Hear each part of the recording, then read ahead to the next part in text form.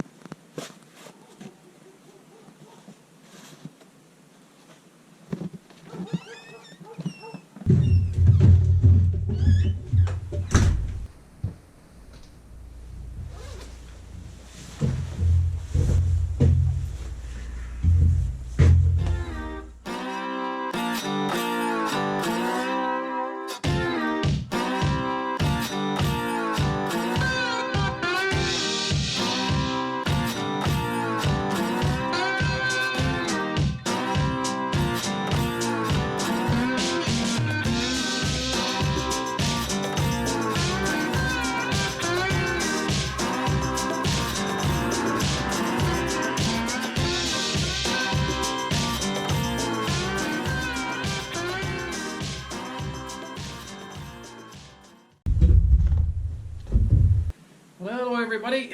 It's that time of the year again now. There's a little bit of snow on the ground, but not quite enough for good snowmobiling. And the ground is not quite frozen in underneath the snow yet either. So it's a good time for me to bring in my snowmobile and do a good service onto it. And also to check out my gear to make sure my gear is all in order and the stuff that I need for the winter is going to be there at my disposal whenever I need it. A lot of you guys have asked me to post this video because you're interested in what I carry. And of course, it's going to be different than what you carry, but in any event, we'll go through it and see how it goes. Let's get there. So one of the first things I do every year, change the oil and the filter. I went to my local Bombardier shop. They got this little kit here, and it cost me like $83, I think, Canadian. And it has everything in this that you need for oil change. It has the required oil, which is 0W40. Full synthetic. It has a new filter as well, and the rubber ring that you need inside of it. So everything you need is in one case, which is pretty good, you know. And it is a BRP product, so it has to be right for the machine. So in order to drain the oil, there's an access cover under the machine, right above that light, with two bolts into it. You got to take those two bolts off, and that gives you access to the drain plug.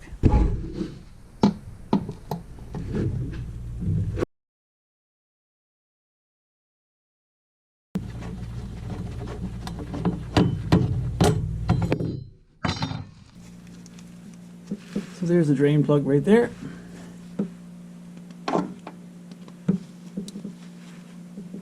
He's not in there too tight. And there's actually a second drain plug there as well. So it's just to the right of that one. So I'll go ahead and take that one off as well. Let's sneak this wrench up to the side of that and take out the second one.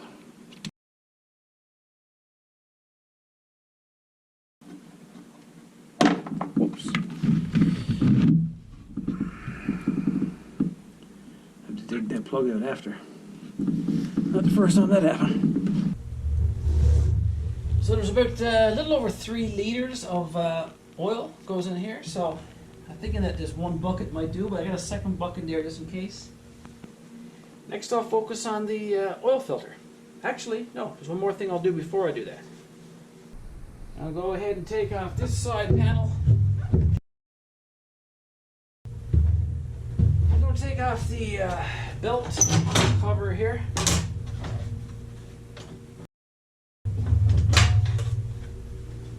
I'll give her a little manual spin here. I think that's supposed to remove any oil that might be around your oil filter and stuff. Again, I'm no mechanic, but it's just what I've been told to do. Just move that one back a few times. It should make removal of your oil filter a lot less messy.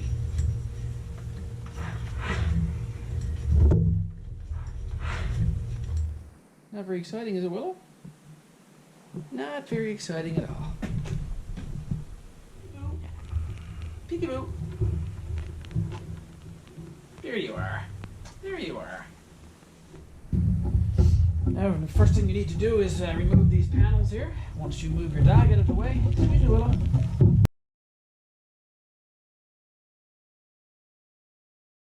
I have to do here is take off my muffler.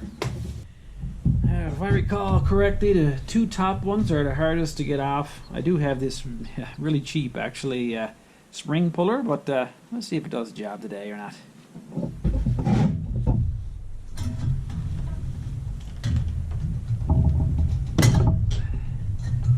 There's one.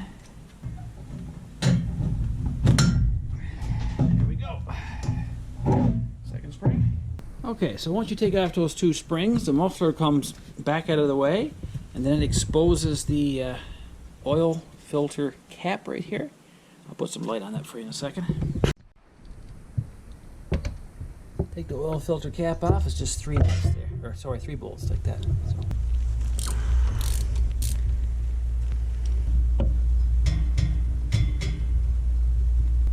All right, get the 3 bolts out. So I'll go ahead and take that cap off.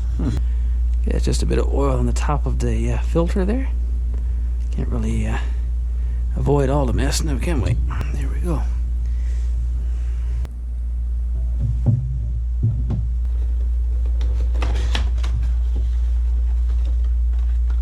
So there's a new filter, and they also include a couple extra parts. That's for your drain plugs on the bottom, 2 washers there. And they also have a new rubber ring to go around the seal of this oil filter. So go ahead and put that new filter in there. Just like that. Kind of seat it down in place there a little bit. And then this rubber ring is the one that goes in on this cover here. See, that's the old one. And put the new one on there.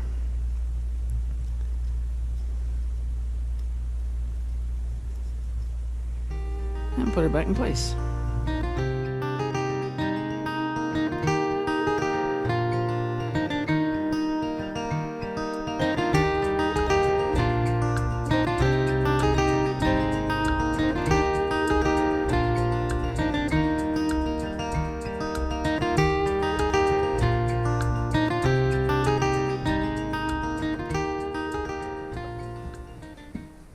All right, the muffler is back on.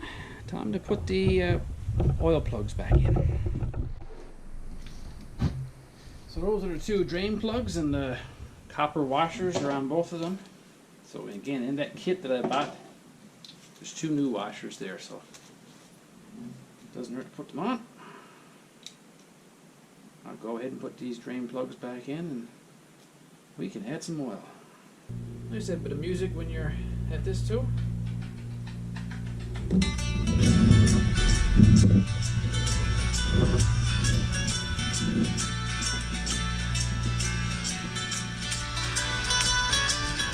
A little shout out to my buddy there that plays that wonderful music, a local musician here, Dale Clements, his name is. Born and raised here in Labrador West. Unbelievable musician, writes his own songs and sound clips. And actually he made up a sound clip specifically for me for my channel. I thought that was pretty good of him to do that. Thanks, Dale. Dale Clements, check him out on YouTube. He's a good singer. He'll write you a ditty, or write you a song, whatever you want. And by the way, the name of that song you could just hear there was called The Ore We Dig, and Dale wrote that song. It's getting a lot of good views on YouTube. Go check him out, guys. Dale Clements, great job, buddy.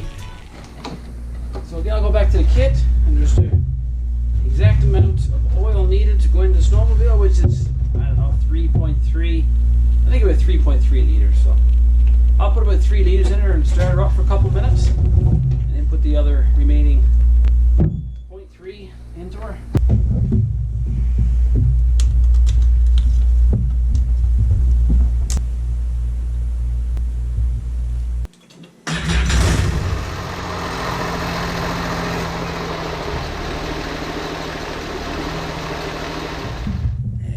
Bottle, small one.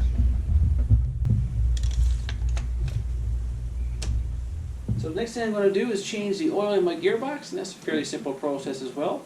Just remove the drain plug from the bottom and put some loose stuff in afterwards, and you're good to go.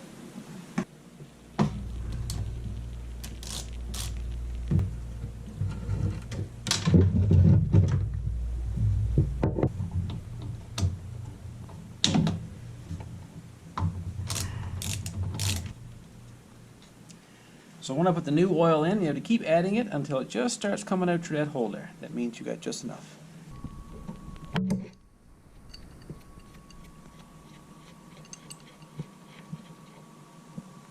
So I bought the proper gear oil at the Bombardier shop as well.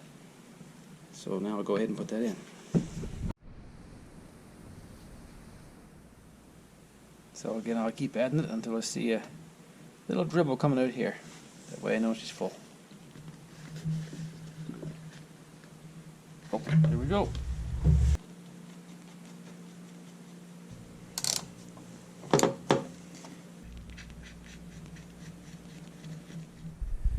Okay, the gear oil is all changed, and while I got the side panel off, I'm looking at the coolant level here. It looks pretty good. Pretty much up to the line there. So, yeah, we'll call that one good. Now I'll go on to the idler wheel for the track. Have a quick look at all this stuff down here now. Make sure there's nothing loose. Bolts missing.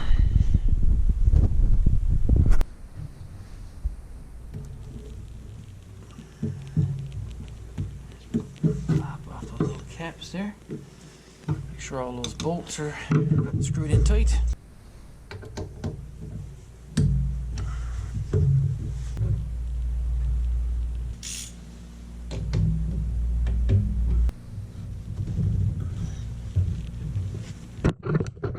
These things are tight, these spring bolts, because if they were to let go and they just come right down your track, and of course that would be devastating to the track overall, so I'll just make sure they're tight. I just took off that idler wheel because the actual bracket or holder that keeps the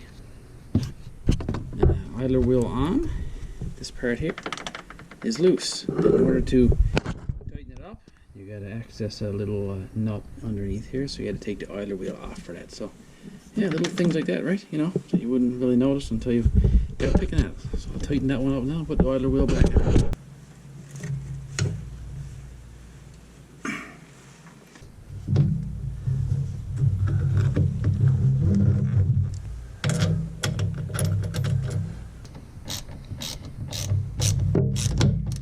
Very gently, you can put a blunt nosed object like that when you're just going to tighten up the last bit of your idler wheel. Takes the pressure off between the idler wheel and the track. All the way. Okay, everything looks good on the track. Now, since I took this drive belt casing or cover off, I'm going to inspect this drive belt now. I see this level is flush here, which is good. So that looks nice. And the belt is not too old anyway. It doesn't show much signs of wear. Here it looks pretty good. I got a spare one up here just in case, brand new. So I'll call that one good as well.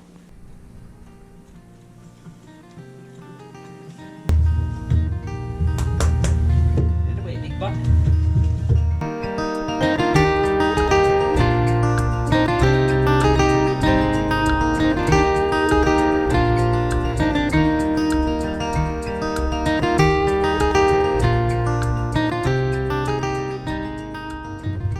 Check my ski rods here, make sure there's still lots of catch to them. Yeah, I can see they're all good. I can even see the cardboard tips are still on there, so actually I can see the other side right from here. I can see that they're quite good as well. Okay, I can see that my brake fluid is still good, nice and full in the canister there. So that's about it now, what I would do as a general maintenance thing, you know, in the beginning of each year.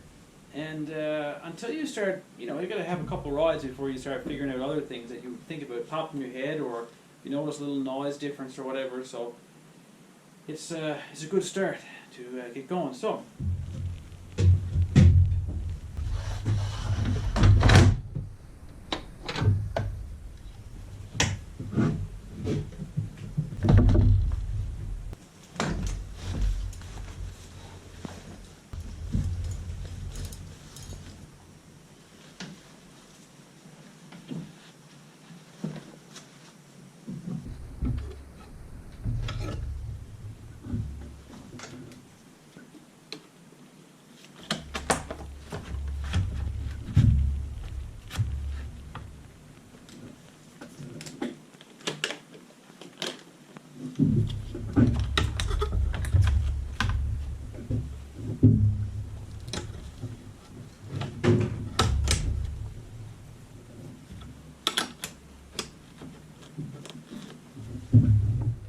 So I just threw a bit of gear on here.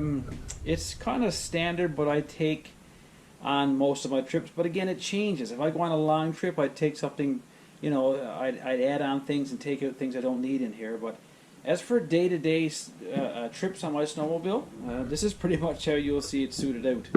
And the chainsaw, the Stihl MS-170 fits in there really good on this rack. This rack here is an accessory item, by the way. I think it costs about $250 Canadian, but it's a really good carrying rack for like your chainsaw here. And then I got a knapsack here. I got all kinds of cooking gear in it, and matches and birch rind and a kettle and all that stuff, sort of thing into it.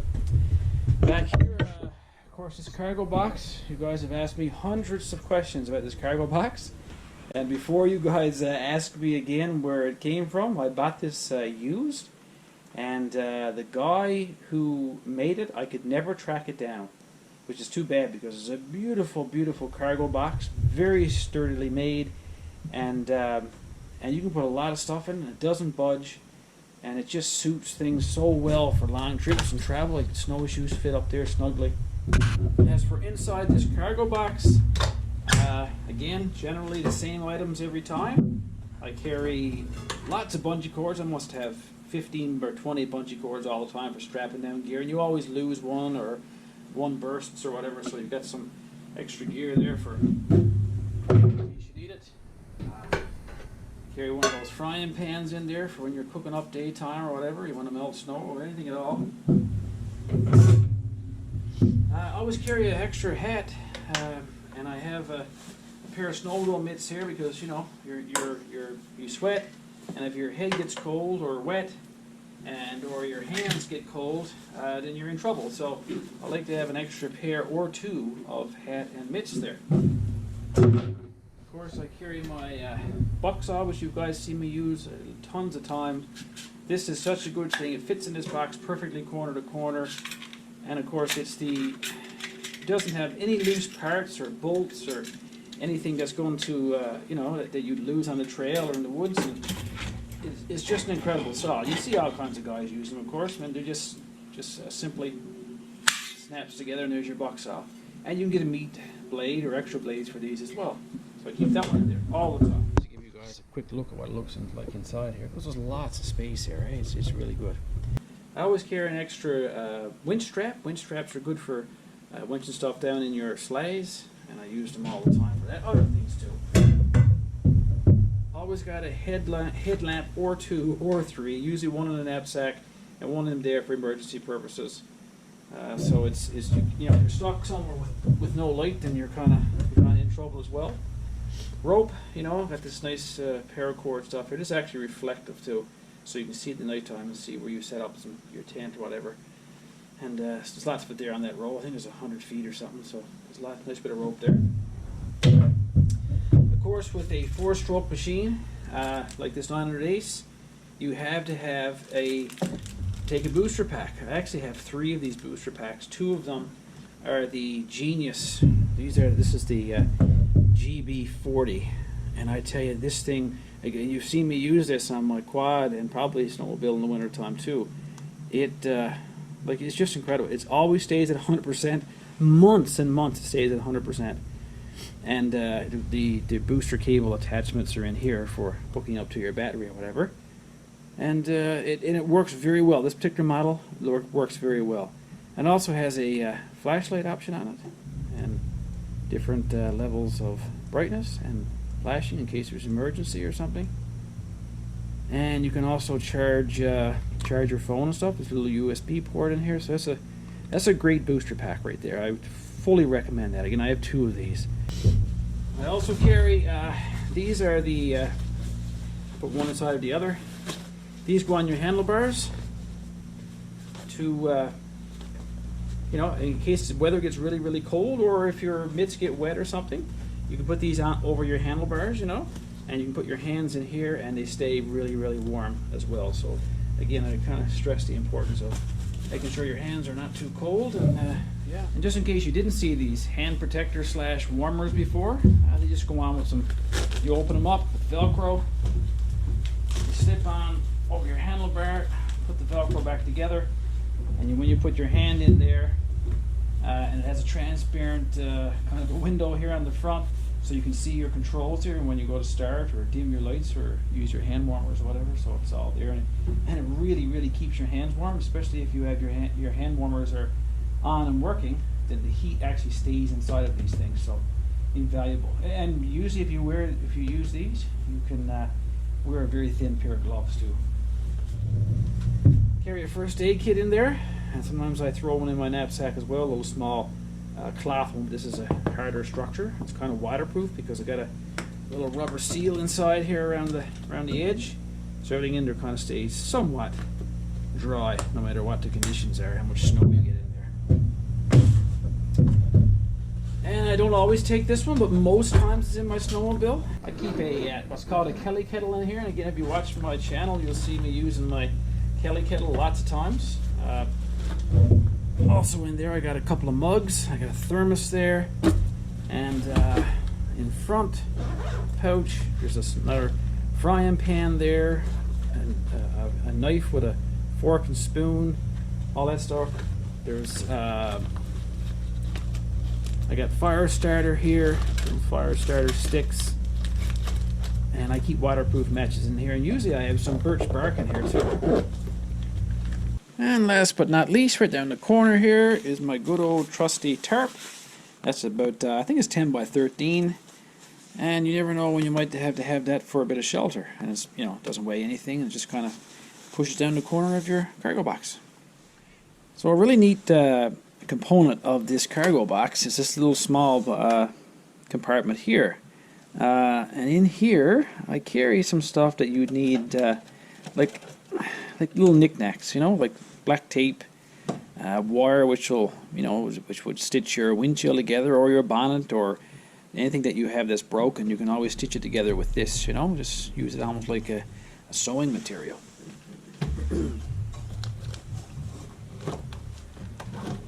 Carry my gelled fire starter. That's a big container there. It's enough for a lifetime really, but that works really, really good. I carry some waterproof matches in there, sometimes more than one pack. My chainsaw wrench, which of course I use a chainsaw a lot. If you watch my videos, you see I use chainsaw quite a bit. You gotta have one of those with you.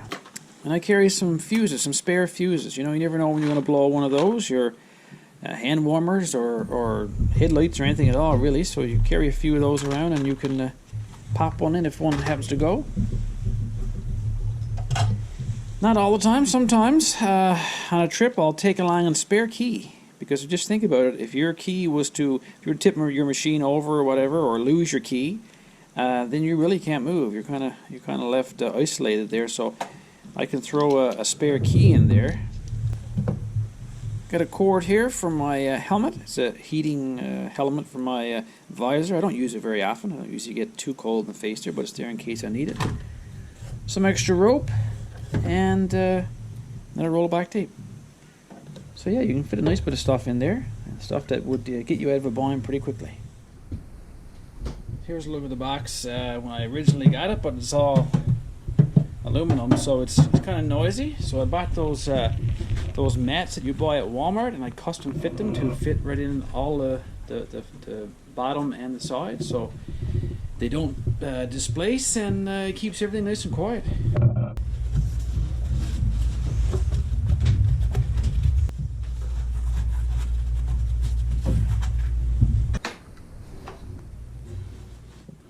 Okay, I just realized that I forgot to show my shovel. I got a telescopic shovel. And I can tell you right now that I would never leave home without a shovel. Especially with a big machine like I got here. If you get it stuck, you're going to have to shovel yourself out. So, very, very important. This is a telescopic shovel. I'll open her up there so you can have a look at it there.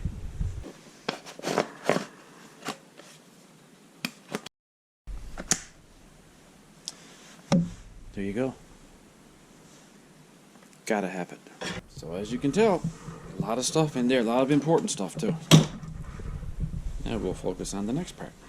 And of course, with the Skandic, you have the extra luxury of another compartment in here.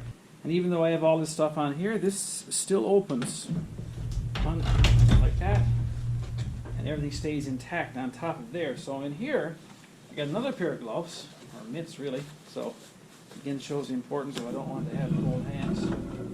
I got a small axe here that fits in there quite comfortably. Fisker's axe. I have about 3 of these. They last forever. Easy to sharpen. Very, very well weighted.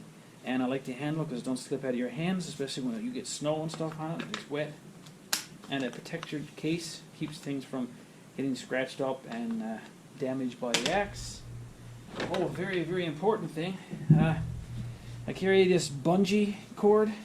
It's like a super bungee for in case you come across somebody on the trail that's stuck, or if you get stuck and somebody comes by to help you, then you can take this and you put so you take this and you can hook that side on there and tie this onto the other snowmobile, and it has about 7 or 8 bungees inside of it, and it's really good for getting somebody out who's stuck. More bungee cords, little small pair of black gloves like those, little cotton gloves like that. You know, the stretchy type. It's good for if you're taking, you know, if it's a cold day and you got to work at something on your snowmobile. You know, when it gets cold here in Labrador, like -30, your flesh will freeze instantly to any sort of metal. So you put these on, and that way you can handle, you know, you still have your dexterity of your fingers. You can handle little small objects, and they won't stick onto metal and stuff. Add more rope, spare hitch pins, gas line antifreeze. Gotta carry it all the time, especially in these cold conditions. Like I mentioned, in Labrador it gets quite cold. Red flagging tape. You never know if you're going to blaze a trail, or if you want to, if you got to walk somewhere, you got to walk back on that trail. Well, this will help you, especially on a snowy day. Another item that I carry is one of these rubber mallets. You might say, why in the world you take that?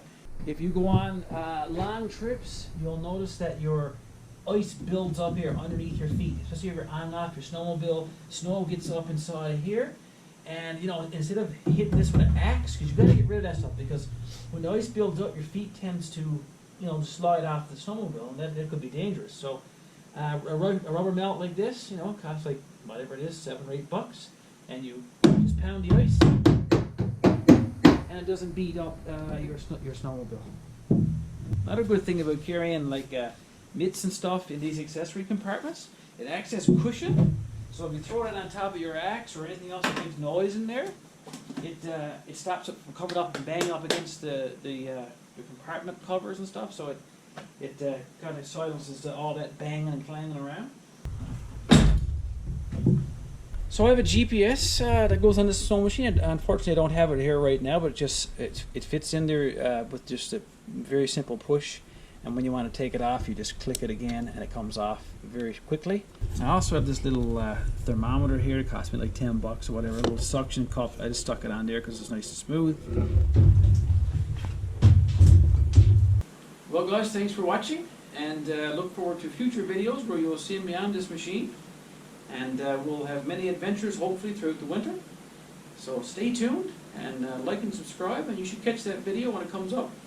And on to the next video, guys. Take care.